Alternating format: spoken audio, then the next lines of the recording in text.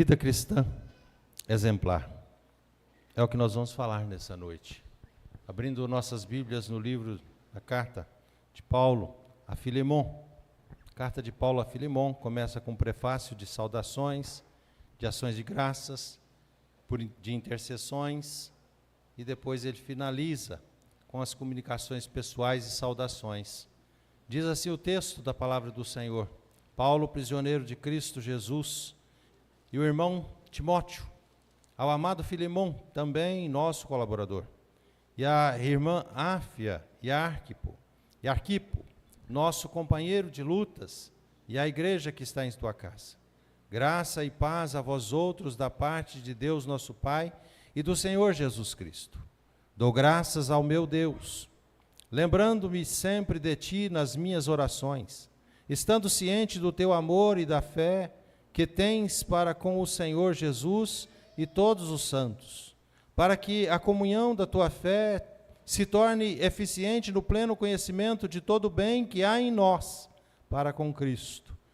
Pois, irmão, tive grande alegria e conforto no teu amor, porquanto o coração dos santos tem sido reanimado por teu intermédio.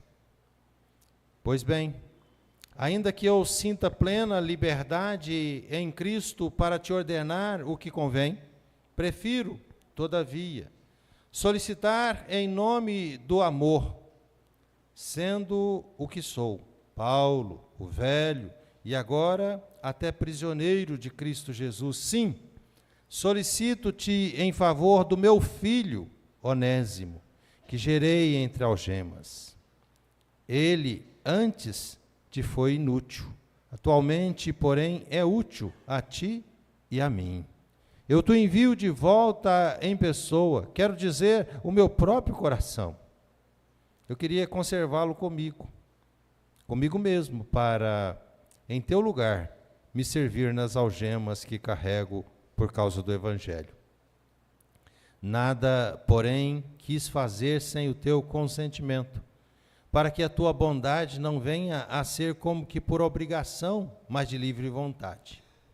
Pois acredito que ele veio a ser afastado de ti temporariamente, a fim de que o recebas para sempre, não como escravo, antes, muito acima de escravo, como irmão caríssimo, especialmente de mim, e com maior razão de ti, quer na carne, quer no Senhor.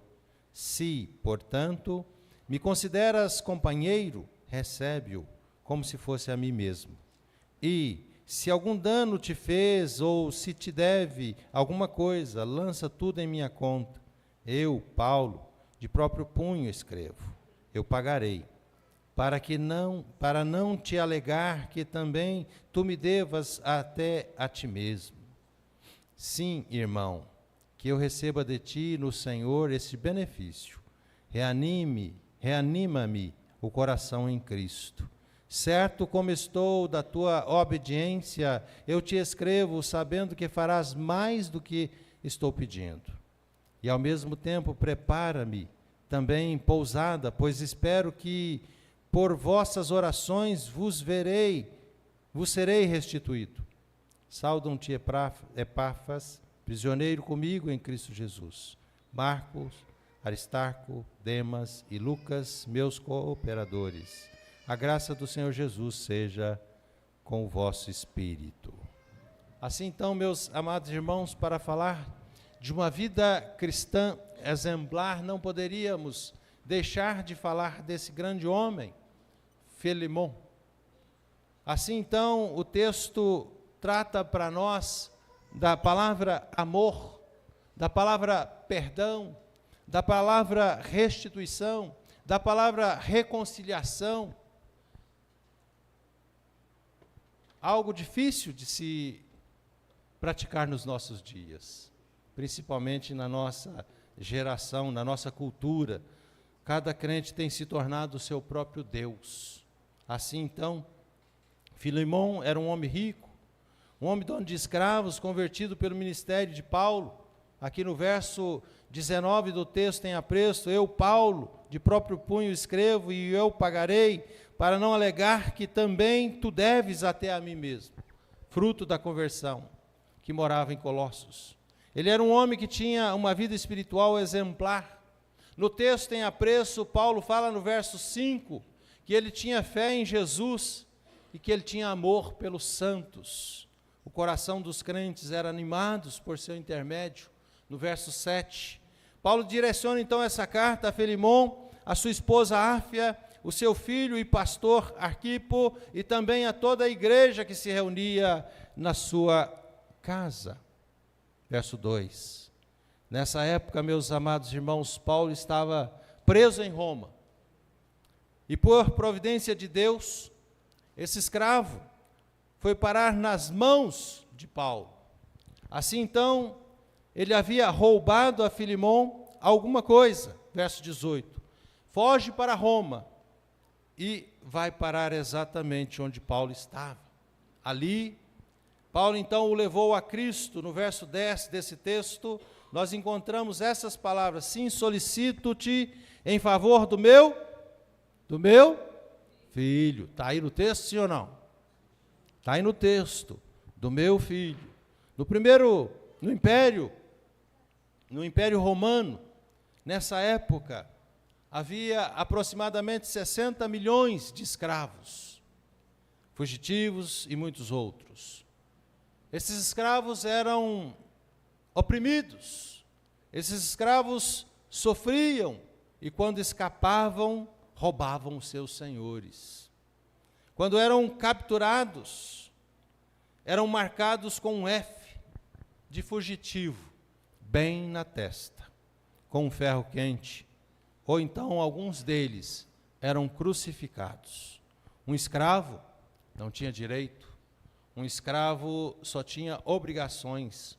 Um escravo não era uma pessoa, um escravo era uma ferramenta viva nas mãos daqueles que os usavam.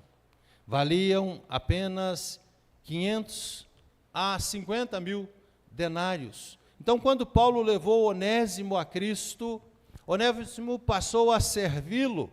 Logo, então, Paulo o envia de volta ao seu antigo dono, rogando que o receba como se fosse o próprio Paulo, dispondo a pagar se porventura ele devesse alguma coisa. E nesta carta, amados irmãos, nós podemos aprender algumas lições preciosas de como nós conduzirmos a nossa vida cristã. Como nós devemos conduzir a nossa vida cristã? Em primeiro lugar, eu quero destacar então nesse texto que para nós conduzirmos a nossa vida cristã, nós precisamos, se quisermos, ser crentes grandes, ser crentes piedosos, ser crentes de relevância. Em primeiro lugar, nós precisamos ser humildes. Assim, então, o texto nos declara, a partir do verso 1, Paulo, não se exaltando a si mesmo, mas dizendo, sou prisioneiro de Cristo. E assim, nos versos 8, ele novamente diz, pois bem, ainda que eu sinta plena liberdade em Cristo para ordenar, não faço. Humildade. Verso 14, nada, porém, quis fazer sem o teu consentimento, quero que você saiba. Verso 19, eu, Paulo, de próprio punho, o escrevo, eu pagarei, para não te alegar que também tu deves até a ti mesmo a mim. Assim então, meus amados irmãos, os primeiros serão os últimos. Paulo não se apresenta como apóstolo, mas como um prisioneiro, e quando ele vai interceder pelo escravo, ele se coloca no mesmo nível do escravo. E ele diz assim, apesar da sua autoridade de apóstolo, ele se apresenta como prisioneiro de Cristo, ele se apresenta como um velho, e ele vai defender a causa de alguém de modo pelo qual ele se considera tão igual. E diz assim, Onésimo é meu filho, do meu próprio coração. Paulo compreende, meus amados irmãos, que as circunstâncias podem estar fora do nosso controle, mas nada acontece conosco que esteja fora do controle de Deus. Deus tem controle. Deus é soberano. Deus faz todas as coisas conforme lhe apraz. Assim, então, em primeiro lugar, ele não se considera um prisioneiro de Roma, ele não se considera um prisioneiro de César, mas ele se considera um prisioneiro do Senhor Jesus Cristo, que está agora no controle da sua vida. Nada que ele faça venha de si mesmo, mas ele faz por Cristo. E a fuga de Onésimo estava fora do nosso controle, estava fora do controle de Filemão, mas Deus estava cuidando de tudo. O verso 15 diz assim: pois acredito que ele veio a ser afastado de ti temporariamente, a fim de que o recebas para sempre. Verso 16, ele diz mais: não como escravo, não como escravo, antes muito mais, muito acima de escravo, como irmão caríssimo, especialmente de mim, e com maior razão de ti, quer na carne, quer no Senhor. Paulo não usa a sua autoridade de apóstolo para impor a sua vontade a Filemão, mas solicita em amor. Se Paulo, meus amados irmãos, não tivesse ganhado o coração de Filemão, Onésimo poderia ser recebido por Filemão como uma recepção gelada, fria, apática. E Paulo então resolve apelar em nome do amor, ao invés de ordenar aquela recepção daquele fugitivo. Assim então, essa é a primeira lição desse texto para nós. Se quiser ser grande, aprenda a ser humilde. A segunda lição, meus amados irmãos, vem logo a seguir nos versos de 4 a 7, dizendo para nós que quando tivermos oportunidade, elogie com sinceridade. Não seja um demagogo, mas seja sincero nos seus elogios. E ele diz: dou graças ao meu Deus, lembrando-me sempre de quem? De ti, nas minhas orações, estando ciente, agora, elogios, do seu amor, da sua fé que tens para com o Senhor e também com todos os santos, para que a comunhão da tua fé se torne eficiente no pleno conhecimento de todo o bem que há em nós para com Cristo. Pois, irmão, tive grande alegria e conforto no teu amor, porquanto o coração dos santos tem sido reanimado por teu intermédio. Quem não gostaria de receber palavras tão gostosas, palavras tão elucidantes, que traz alegria para o nosso coração? Assim então Paulo destaca a vida fiel de Filemão, ele destaca o seu compromisso para com o Senhor Deus e também o seu compromisso com a igreja, com os irmãos que estavam junto dele. E Paulo então agradece a Deus em oração pelo relacionamento de Filemão com Jesus e com os irmãos. Assim então, meus irmãos, às vezes nós só falamos para os irmãos os seus pontos negativos. Como nós gostamos de ressaltar pontos negativos. Como nós gostamos de ressaltar aquilo que denigre, que deprime, aquilo que deprecia, aquilo que humilha. Como nós gostamos de fazer isso. E Paulo nos ensina, agradecendo a Deus por este homem. Paulo enaltece os seus feitos, do amor de Filemão pelas pessoas.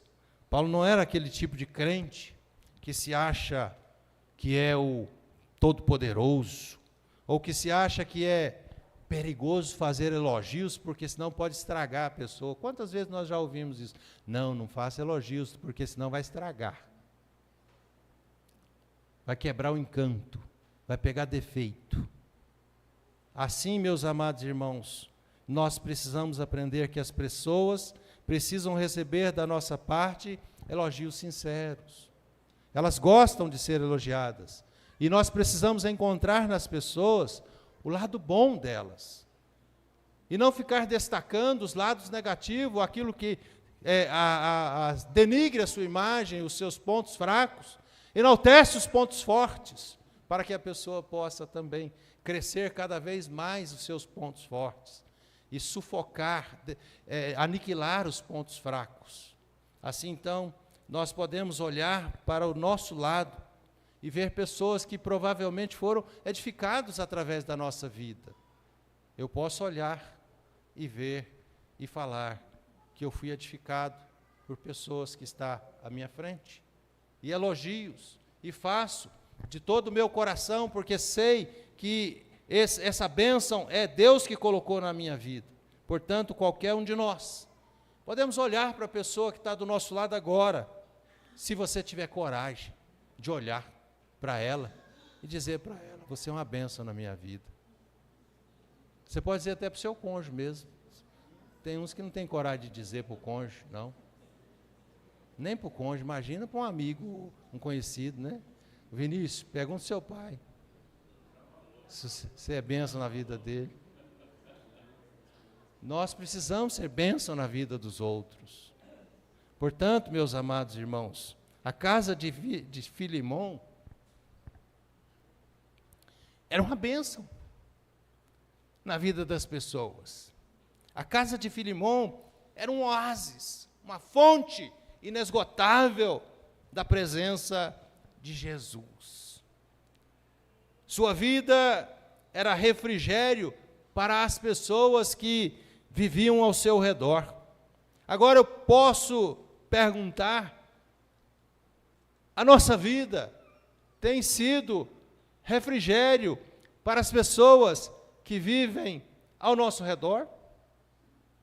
A nossa vida tem sido bálsamo, oásis na vida das pessoas que estão ao nosso redor?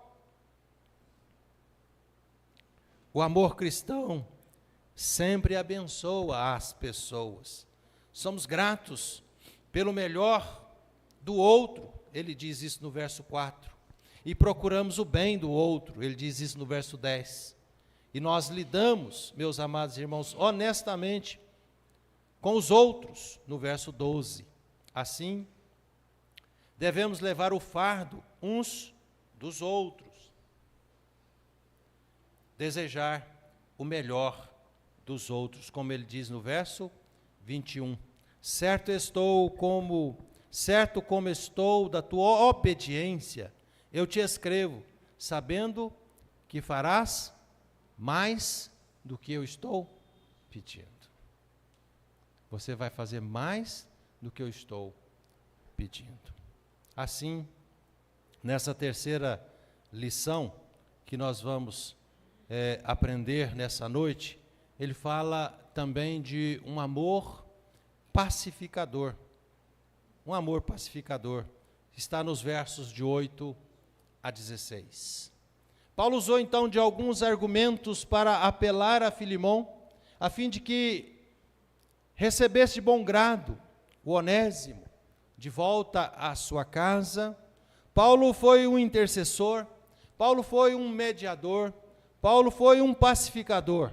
E nós temos, meus amados irmãos, aqui, agora olhando para a nossa vida pessoal, nós temos sido pacificadores, nós temos sido canal de bênção, nós temos sido pontes que ligam as pessoas uma à outra, ou nós temos cavado abismo para que as pessoas não se aproximem, não fiquem juntas, não se amem, porque somos egoístas e queremos o amor só para nós, não é assim?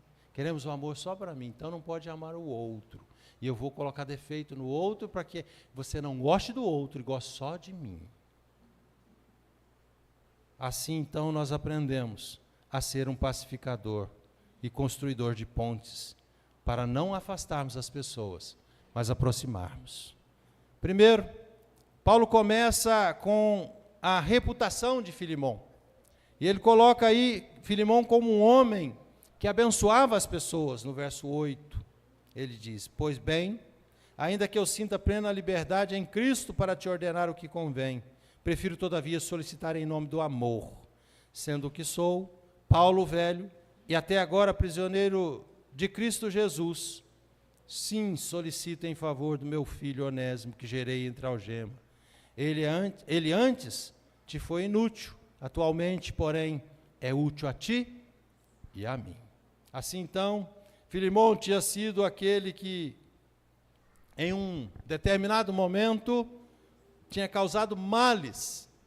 Aliás, Onésimo tinha causado males a Filemão. E agora, ele será uma bênção. Paulo também usa, em segundo lugar, de uma linguagem do amor para sensibilizar o coração de Filemão. Paulo era apóstolo. Ele se sente já um homem velho, mas em vez de ordenar, ele suplica. Em vez de ordenar, ele pede. Assim então, meus amados irmãos, existe um ditado popular que diz: pegamos mais moscas com uma gota de mel do que com um barril de ferro. Paulo apela a Filemão pela conversão de Onésimo, verso 10. Onésimo então era apenas um escravo, era apenas um ladrão fugitivo, mas agora no presente, ele é filho na fé de Paulo e irmão de Filemão. Assim então, meus amados irmãos, em Cristo, não há escravo nem livre. Gálatas 3:28. Isso não significa que quando uma pessoa é convertida da sua condição social, ou quando uma pessoa se converte, muda a sua condição social, ou que as suas dívidas não precisam mais ser pagas. Nada disso muda. Mas significa que agora Onésimo tem uma nova posição diante de Deus e diante do povo de Deus. E Filemão tem que levar isso em consideração.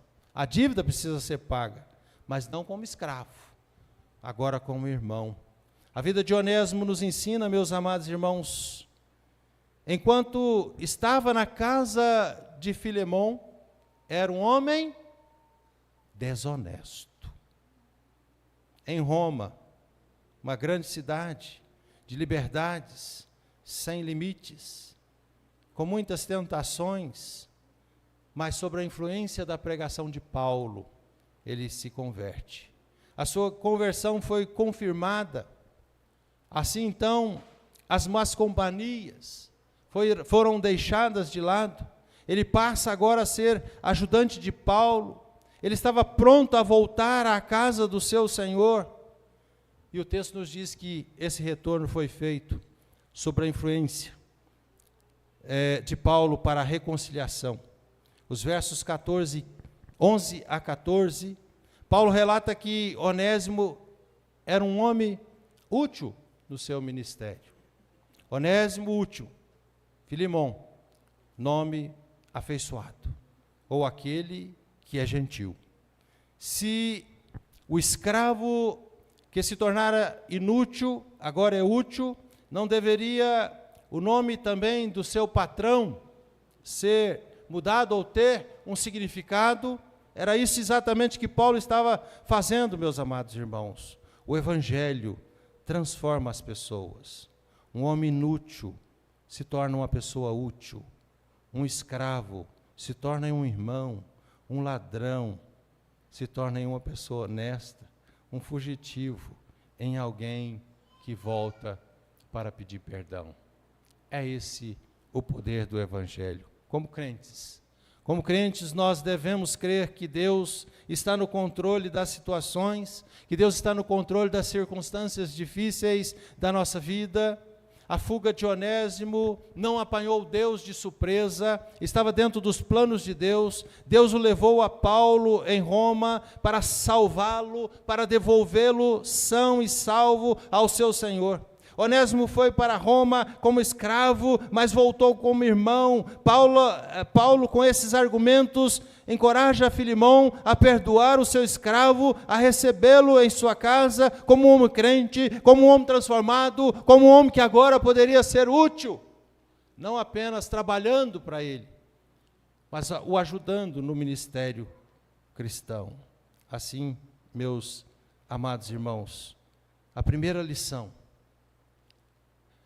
para ser grande, nós precisamos primeiro ser humildes. A segunda lição: faça elogios, mas faça elogios sinceros, não com demagogias. Terceiro, aprendemos que nós devemos ser um pacificador. E na quarta lição, acredite, o Evangelho transforma a vida das pessoas. O Evangelho transforma. Ai de nós, se não fosse o Evangelho. Se não fosse o Evangelho de Deus. Então Paulo roga a Onésimo. Então roga para que Onésimo fosse recebido. Assim então, meus amados irmãos, nós precisamos aprender a nos identificar com as falhas das pessoas. Paulo identifica as falhas de Onésimo, mas ele roga com todo o seu coração para que ele fosse perdoado das suas culpas. Isso é uma identificação. Eu me identifico com o outro e por isso eu quero o perdão do outro. Eu desejo o perdão do outro. Eu desejo a liberdade do outro. Eu não o escravizo mais, eu não o prendo mais, eu não o condeno mais, eu não o culpo mais, eu não fico jogando na cara dele mais, porque eu já o perdoei. Mudou-se.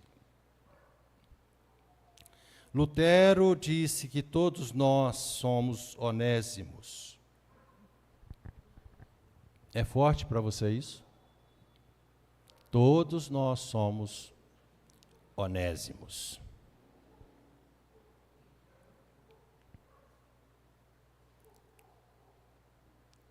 Paulo diz isso no verso 17. Se, portanto, me consideras companheiro, recebe-o como se fosse a mim mesmo. Então eu sou tão quanto Onésimo. Assim então, meus amados irmãos, Paulo está sugerindo a Filemão que ignore os crimes de Onésimo. Oferece de pagar a dívida no verso 19. Não bastou aqui o amor de Deus para salvar, oferecer a sua graça. A graça é amor que paga o preço. E ele pagou a nossa dívida. Cristo morreu na cruz e meus pecados foram lançados sobre ele. Quando eu confio nele, sua justiça é lançada sobre mim. Então, Deus me recebe como seu filho, assim como recebeu a Onésimo. Precisamos exercitar, meus amados irmãos, tanto a restituição como também o perdão. Uma pessoa convertida tem uma transformação no seu caráter. Ela deixa de ser caloteira. Ela assume as suas responsabilidades. Certa feita, em uma igreja, um irmão estava orando e ele lembrou na sua oração de um irmão que era caloteiro. E ele falou: Deus, perdoa o irmão fulano de tal, que é caloteiro, que não paga o aluguel, que não paga as contas. E ele foi falando na oração. E o irmão, ele não tinha visto que o irmão já tinha chegado. Estava sentado lá atrás. Então, meus amados irmãos, o perdão é a marca do verdadeiro cristão. Perdoar é cancelar a dívida e não cobrá-la mais. É deixar a outra pessoa livre. Nós precisamos aprender sobre o glorioso poder do Senhor Jesus Cristo para salvar. Jesus apanha escravos, Jesus apanha fugitivos e faz dele um homem livre. Jesus faz dele um homem santo. Jesus faz dele um homem útil. Jesus faz dele um homem salvo. Portanto, para Jesus não há caso perdido. Não desista. Não desista de alguém na qual você tem orado e pedido pela sua transformação. Jesus ainda continua transformando escravos em homens livres. Nós precisamos compreender que somente uma pessoa convertida se torna útil nas mãos de Deus. Uma pessoa convertida tem uma vida transformada. Quando nós fazemos as coisas do jeito de Deus, os resultados, meus amados irmãos, são sempre transcendentes, ou transcende as nossas expectativas. Verso 21, como ele mesmo disse. Tudo que Deus faz, o faz através da intercessão do seu povo. Verso 22. E ao mesmo tempo, prepara-me também pousada, pois espero que por vossas orações, continue orando, orando por mim, orando pela igreja, orando pelos seus familiares que você quer ver transformados, quer ver convertidos. Assim como Paulo mesmo diz a Demas, Demas amou o presente século, abandonou a Paulo, e muitos outros, meus amados irmãos, têm abandonado este caminho. Sejamos pacificadores, sejamos pessoas úteis, sejamos pessoas que, ao invés de causarem mais revolta nos outros ou relacionamentos conflitantes, que possamos levar a paz, transformar ambientes pesados e carregados em ambientes leves, agradáveis, com a presença do Senhor Jesus na sua vida. Onde você chegar, deve ser assim este ambiente. O ambiente pode estar tenso, denso, feio, mas quando você chega, a paz chega junto com você. Assim, meus amados irmãos, agradeça a Deus pelas pessoas transformadas, pelo seu exemplo de vida. Provavelmente alguém já foi transformado pelo seu exemplo de vida. E que esse exemplo continue transformando outras pessoas até o fim da sua vida. Porque enquanto aqui você estiver, não cesse de servir, de trabalhar, de amar e de honrar o Senhor.